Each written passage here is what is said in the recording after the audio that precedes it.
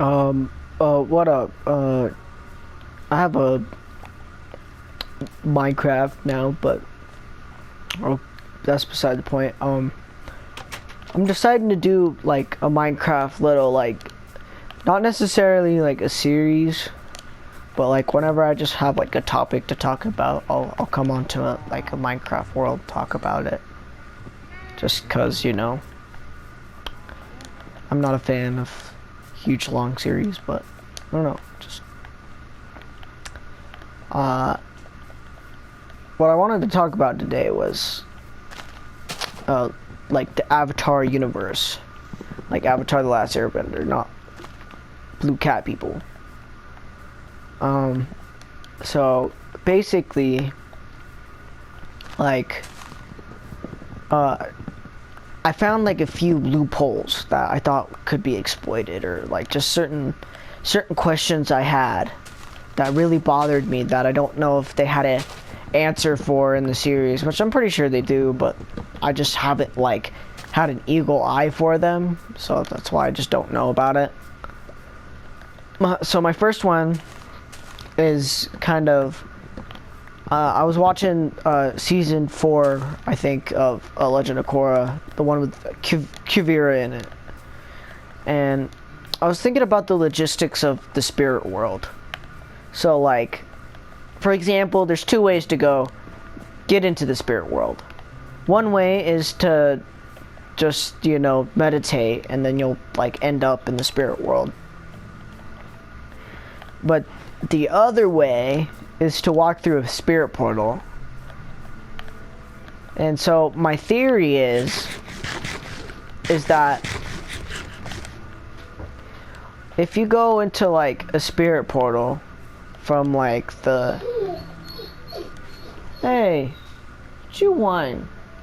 Where's my dog go? His name's Duke. He's an old pupper. He's 87 years old, dog years, and he's very lonely. But I can't have him here with me because he likes to get into things. Which makes me feel bad, because he has that doggo charm of just like those eyes that pierce your soul, and the whimpers that will make you feel like crap for all your years. But I cannot let him win, because if he wins, then I don't win. And I do not give mercy for those who will not give mercy to me. That's beside the point. I'm not that evil, but oh no, he's supposed to be in bed already. But anyways, so the thing I was thinking about today was, what happens if you meditate to get into the spirit world, and then you walk through a spirit portal to get back to the material world? And that's my kind of, like, I don't think they ever really answered that, because in Legend of Korra, you go into the spirit world via meditation, and then you get shot back into your body before you even go through the portal. And so what I'm curious of is whether or not you, like, let's say if I went and meditated and I walked through a spirit portal, what would happen, like, to me? Like, would I just get shot back into my body, or would my soul my spirit come out the other end? I have a lot of questions due to that, just due to the logistics of, or just the nature, not logistics, the nature of how spirits work. And I wanted that question to be answered. Another one is, could anybody be an avatar in some way, shape, or form? And my theory is that it's okay. So in Legend of Korra, when they did that episode with Avatar Wan, first Avatar, they showed that, like, how Avatar Wan became the Avatar is that Rava possessed him, basically, and that's what allowed him to master all 4 elements, is that he went to each lion turtle, then he learned it from each of the lion turtles, and every time he learned element from the Lion Turtles, Rava held the power for him, right? So could, necessarily speaking, like if I were like, since harmonic convergence happened and spirits and humans live together, couldn't, technically speaking, if I were to like periodically let a spirit possess me, like, not because they show in the show that like the lemur thingy, I don't know what it's called, but he calls Juan Stinky, I think, I don't know. In Braveheart. So like, if I were to like let's say, for example, I'm gonna choose this character because he's the only one I really know that has a connection with the spirit. That's really good. Boomy, Aang's kid. So like, let's say if Boomy were to allow Boomchu to possess him, but not all the way. Like he possesses him and then he exits his body right before he dies. You know, just to train that resistance towards spirit energy being inside of you. Like, would that allow someone like who is an avatar to bend multiple elements? And that's my theory, is that if Boomy can bend air, because I don't know, there's a lot of different factors that go into it. Like, for example, bending isn't necessarily a genetic thing, but we do know that if you have, like say if your dad's a firebender and your mom's a firebender, the chances of you being a firebender are increased.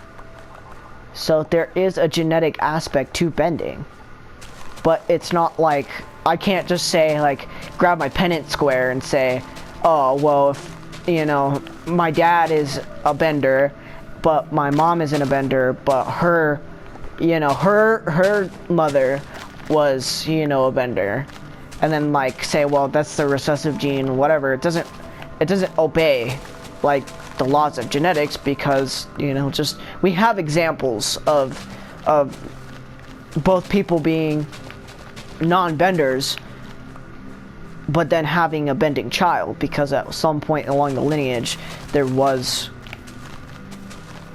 a bender. And I don't know, I feel like it's a mixture of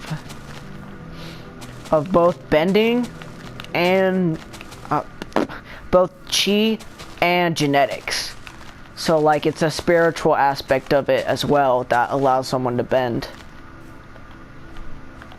period.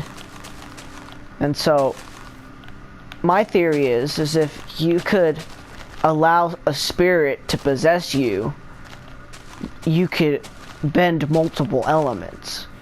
But for that to happen, you need to like have a physical alteration to your body from the spirit being inside of you. Because you see, when Avatar Juan had Rava in his body multiple times, his physiology changed.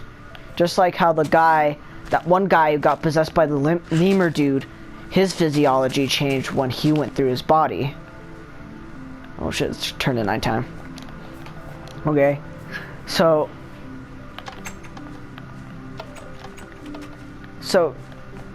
if I could have that happen, couldn't someone else learn multiple bending styles? And I get that, like, you need to have it granted to you by a lion turtle for you to have that go down, but that isn't necessarily true. Because, see, like, for example, Bolin, his father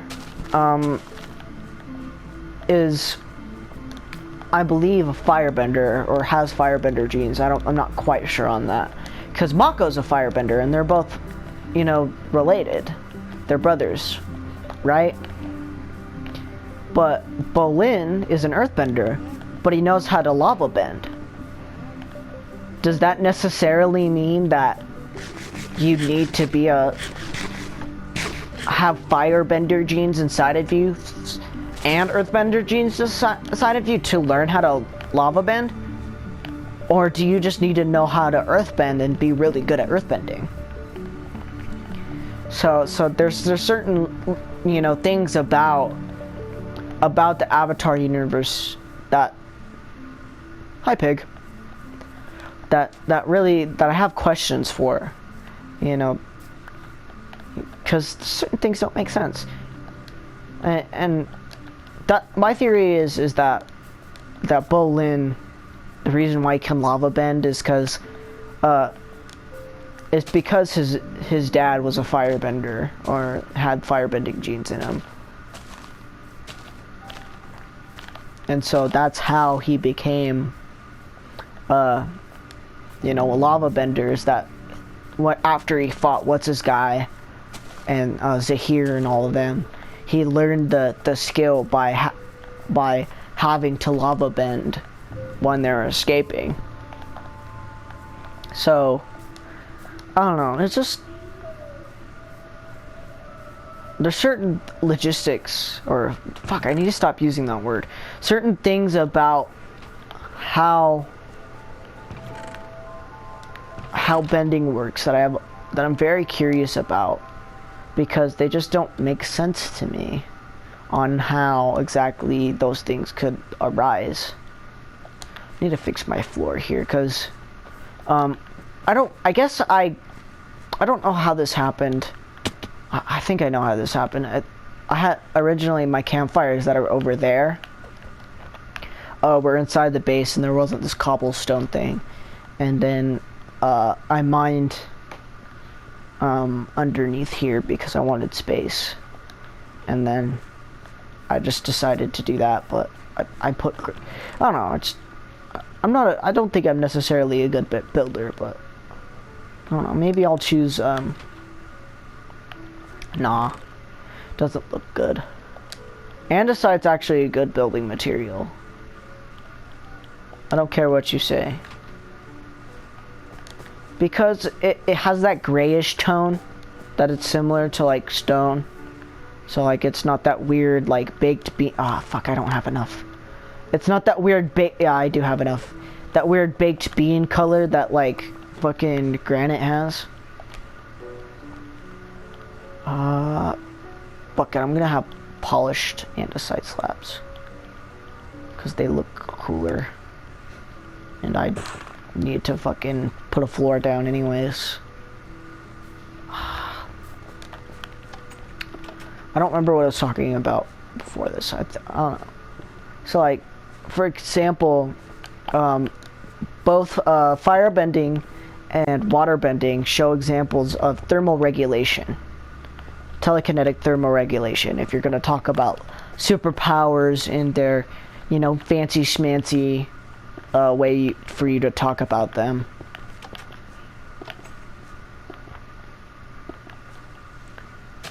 Because waterbenders can turn water into ice,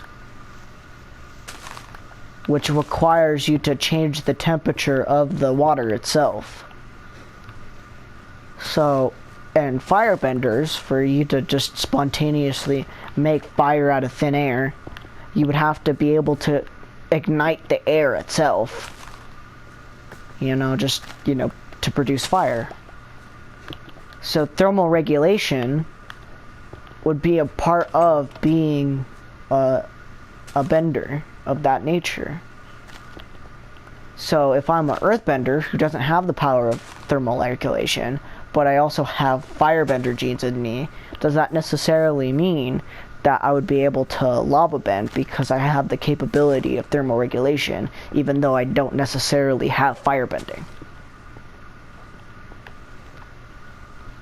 And that's where my kind of theory comes from, is like, what extremes of bending can you really push the envelope towards? So like, I don't know, I really don't know how to quite explain my kind of thoughts on it, cause I feel like the creators of the show, they didn't really mean